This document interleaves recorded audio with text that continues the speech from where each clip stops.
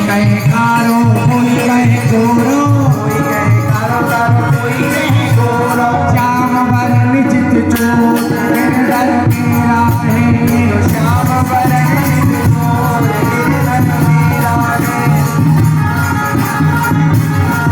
हरि बोल। होश होश, मौन हो जाओ, बंद कर दो ये बाजे। वाह वाह वाह, मीरा भाभी, बड़े शर्म की बात है। आज इन बाबाओं को महलों में ला करके ऐसा लग रहा है कि मानो बाबाजियों की ये धर्मशाला बन गई हो। अरे ये बाबाजियों की धर्मशाला नहीं है, ये तो राजमहल है। और जरा तुम्हें विचार करना चाहिए, हमारा भाई जो वो तुम्हारे पति थे, तुम्हारे पति वीर गति को प्राप्त हो गए, और आज इस तरह से तुम बाबाजियों के साथ में बड़ी मगन होकर के नाच रही हो, ये अच्छा नहीं लगता और शोभा नहीं देता। क्यों?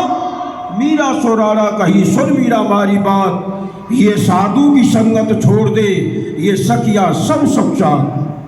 आज इस कृत को देखते हुए ये समाज, ये तुम्हारी सहेलियां, ये बड़ी शर्मिंदा हो रही है, तुम्हारे नाम पर थू थू कर रही है। राणा जी, सर्वप्रथम आप मेरे गोपाल भवनों में आए, आपका स्वागत है। परंतु आप जब गोपाल जी के भवनों में कोई आता है, कोई गोपाल जी के मंदिर में आता है, तो वो साथ में कोई फूल लेकर के आता है, कोई फल लेकर के आता है। परंतु आप साथ में फूल फल नहीं, क्रोध लेकर के आए। कोई बात नहीं, आप क्रोध लेकर के आए तो आप इस क्रोध को गोविंद जी के चरणों में समर्पित कर दीजिए और शांति रखिए और मेरी बात ध्यान देकर के सुनिए। राणा सो मीरा कही, सुन राणा हमारी बात, ये साधु तो माई बाप गए, फिर सखियां क्यों सकुचार। राणा जी, ये जो संत हैं वो तो माता पिता के समान हैं, फिर ये साथ की सहेलियां मेरे नाम पे कीचड़ क्यों उछाल रही हैं, मेरी निंदा क्यों कर रही हैं, और करती हैं तो करने दो, हम कोई गलत कार्य थोड़ी कर रहे हैं। मौन हो जाओ, ये जो तुम्हारी निंदा हो रही है एक ही कारण है।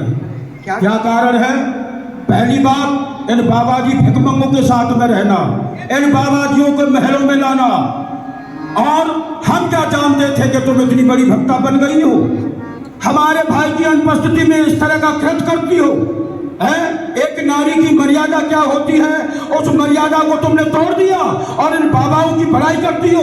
इन बाबाजियों को सारा संसार जानता है किस तरह के ये बाबाजी बन गए हैं।